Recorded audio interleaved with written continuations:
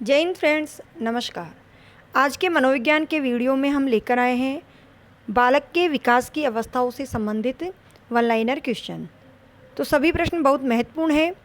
ये प्रश्नों का पहला पार्ट है और इन्हीं अवस्थाओं से संबंधित हम दूसरा पार्ट भी लेकर आएंगे। उनमें भी बहुत महत्वपूर्ण प्रश्न होंगे। आज के प्रश्न भी बहुत महत्वपूर्ण हैं, तो वीडियो को पूरा देखें, ध्यान से देखें और सभी प्रश्नों को सॉल्व करें। सबसे पहला प्रश्न है, प्रयोगात्मक मनोविज्ञान का जनक कहा जाता है। तो प्रयोगात्मक मनोविज्ञान का जनक कहा जाता है विलियम वुंट को। तो हमने ये पिछले वीडियो में देखा था कि किसको क्या कहा जाता है, कौन किसका जनक है, संप्रदाय वगैरह हमने पिछले वीडियो में देखा था। अगर आपने नहीं देखे तो पिछला वीडियो आप अतिशय अकेडमी पे सर्च करके देख सकते हैं। अगला प्रश्न है, किस अवस्था को अनोखा काल कहा जाता है। तो अनोखा काल किस अवस्था को कहा जाता है? बाल्यावस्था को।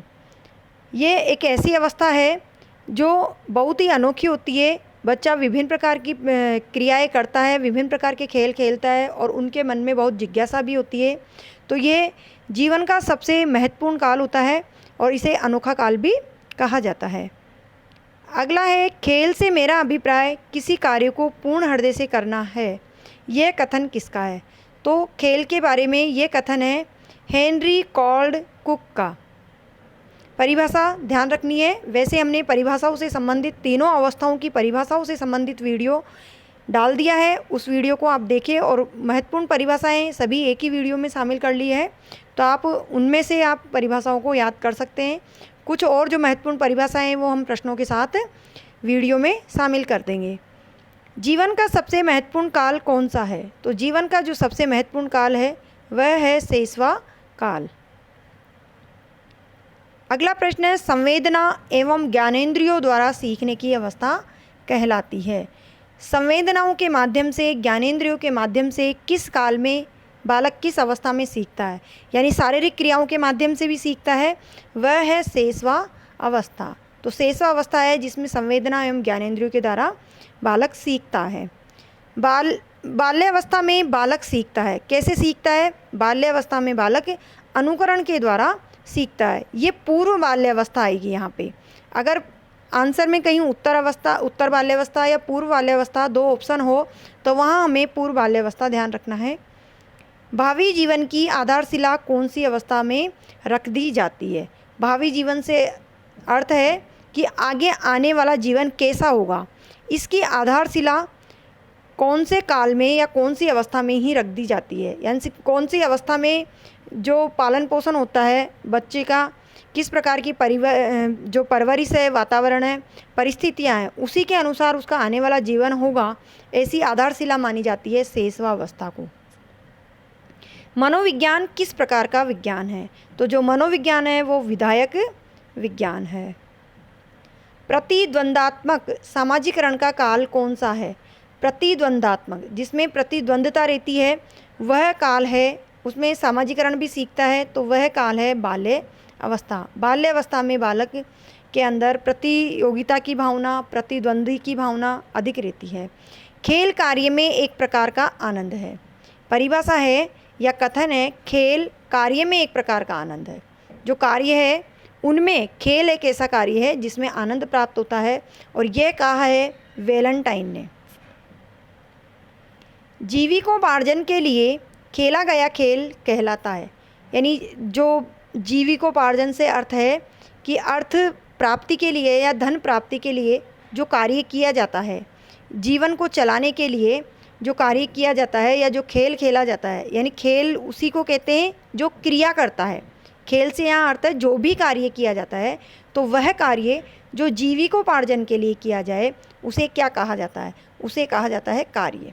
देखो यहाँ कंफ्यूज करने वाले प्रश्न है ये, क्योंकि जो बात कही गई है उसके कहीं ऐसे ऑप्शन होंगे जो हमें सही लगेंगे, कमाई करना, नौकरी करना, व्यवसाय करना, लेकिन ये एक ऐसा शब्द है खेल जो कार्य के लिए प्रयोग किया गया है। अगला है, बाल अवस्था को किन दो भागों में विभाजित कर सकते हैं? जो बाल्य अवस्था है उसको दो भागों में विभाजित कर सकते हैं, पूर्व बाल्यावस्था और उत्तर बाल्यावस्था। जो पूर्व बाल्यावस्था है उसका समय है 3 से 6 वर्ष, और इसमें किस प्रकार की प्रवृत्ति बालक की होती है? अनुकरण करने की, और ये प्रदर्शन नहीं है, ये प्रश्न पूछने की है। हमने ऊपर प्रश्न में पूछा भी था कि अनुकरण कौन से समय में, पूर्व बाल्यावस्था में। और उत्तर बाल्यावस्था का जो समय होता है वो होता है 7 से 12 वर्ष। इसमें दल या समूह बनाना, दल या समूह बनाने की प्रवृत्ति होती है। बालक टोली बनाकर खेलता है, समूह बनाकर खेलता है, इसीलिए इसे टोली एज भी कहा जाता है। अब आपको कन्फ्यूजन यहाँ हो सकता है कि जो 3 से 6 वर्ष है वो शेषवावस्था में, 6 वर्ष तक का जो समय होता है उसे शेषवावस्था कहा जाता है। लेकिन जो इसका विभाजन है अलग अलग मनोवैज्ञानिकों ने अलग अलग तरीके से किया है।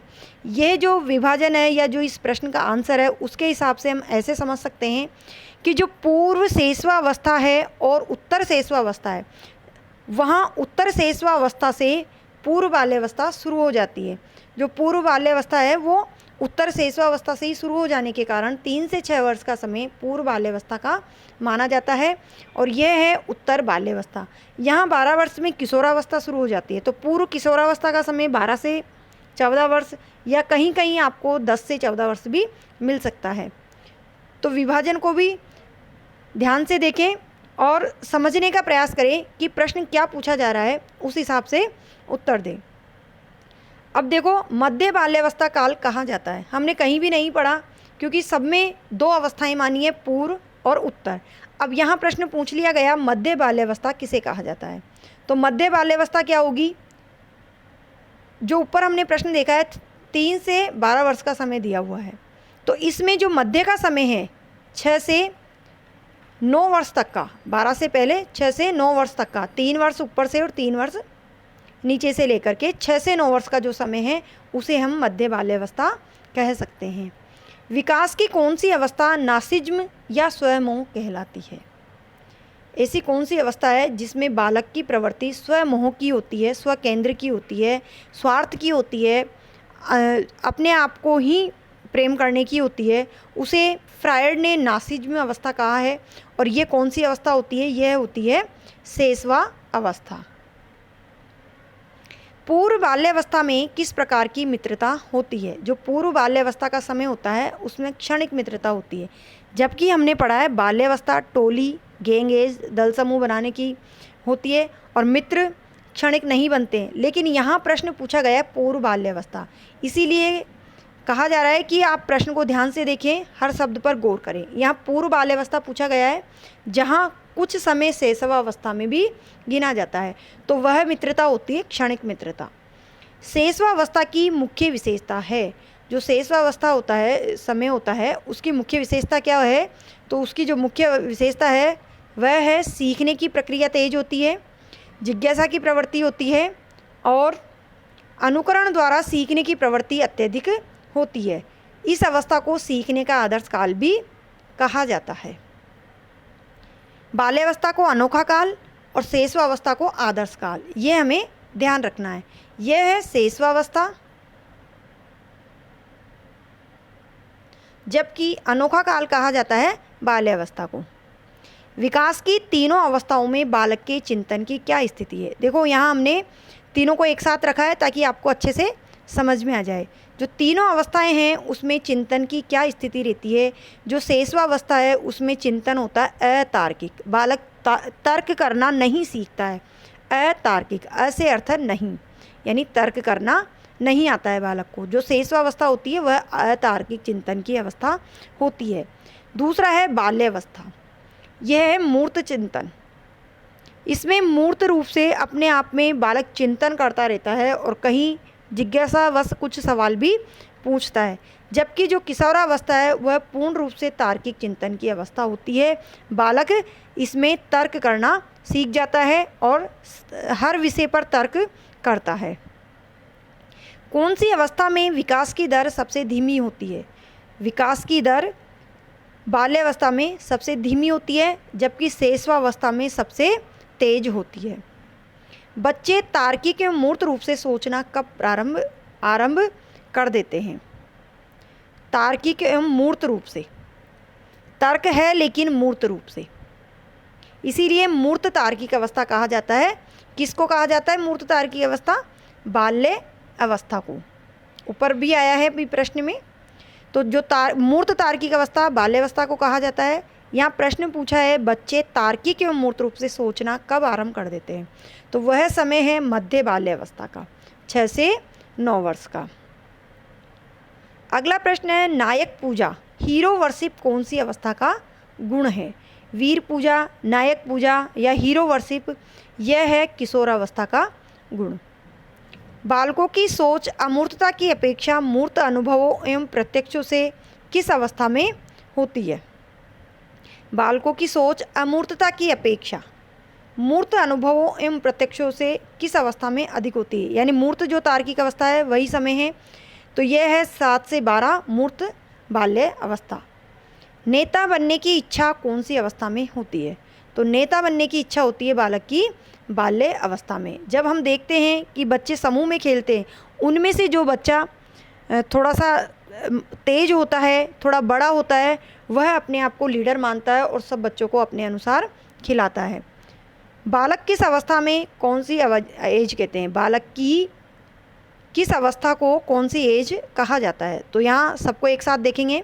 जो शेषवावस्था होती है वह होती है खिलौनों की आयु या खिलौनों की एज। बाल्यावस्था होती है टोली की एज या टोली की आयु, और किशोरावस्था होती है स्वर्ण आयु या स्वर्ण काल, इसको काल भी हम कह सकते हैं। अब यहाँ देखेंगे खिलौनों की आयु,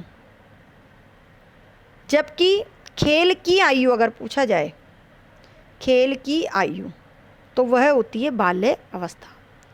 एक परिभाषा भी है कि ऐसा कौन सा खेल है जो 10 वर्ष का बालक नहीं खेलता, यानी सभी खेल खेलता है। तो खिलौनों से खेलता है शेषवावस्था में अधिक, और सभी तरह के खेल खेलता है बाल्यावस्था में।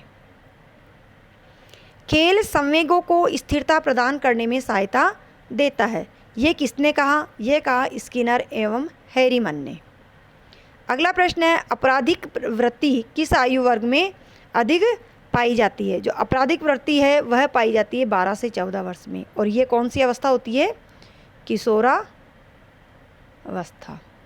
अगर बच्चों को सही परिस्थिति, सही वातावरण नहीं मिले तो बालक आपराधिक प्रवृत्ति की ओर अग्रसर हो सकते हैं। तो ये थे महत्वपूर्ण प्रश्न। आप इन प्रश्नों को ध्यान से देखें, पढ़ें। एक बार में अगर याद नहीं होते हैं तो आप दोबारा वीडियो को देख सकते हैं, स्क्रीनशॉट ले सकते हैं।